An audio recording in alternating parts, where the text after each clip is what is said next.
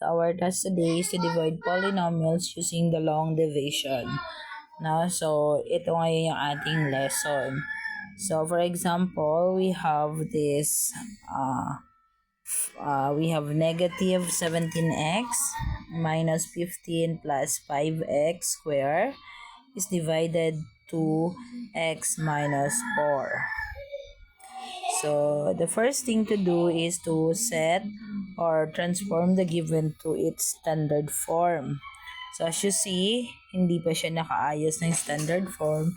So, ayusin muna natin siya to its standard form, and we have 5x squared minus 17x minus 15 is divided to x minus 4.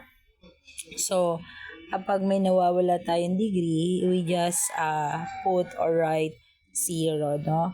So, ganun lang naman po siya. Since wala namang nawawalang exponent dyan, so we proceed to our long division. So, we have 5x squared minus 17x plus 15 divided by x minus 4. So, the first thing to eliminate is 5x squared.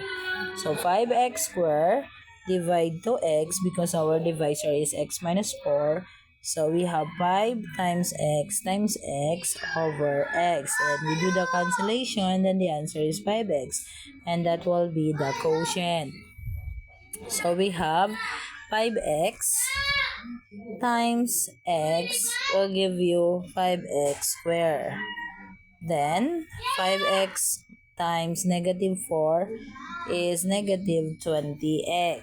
So, we add, but before that, let us change first the subtrahend.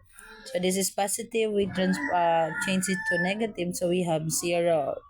So, as you see, unlike sign, we subtract, so we have 3x minus 15. Now, we eliminate 3x. So, one of our divisor is x. So, we have 3x divide x equals 3. So, the answer is 3. So, that is the quotient here. So, plus 3. 3 times x is 3x. So, we are using the distributive property of equality. So, 3 times negative 4 is negative 12. Again, let us change the sign of the subtrahend before we add the given. So we have positive and negative. So 15 minus 12 is 3, or that is negative 3. So we have the remainder of negative 3, and the quotient is 5x plus 3.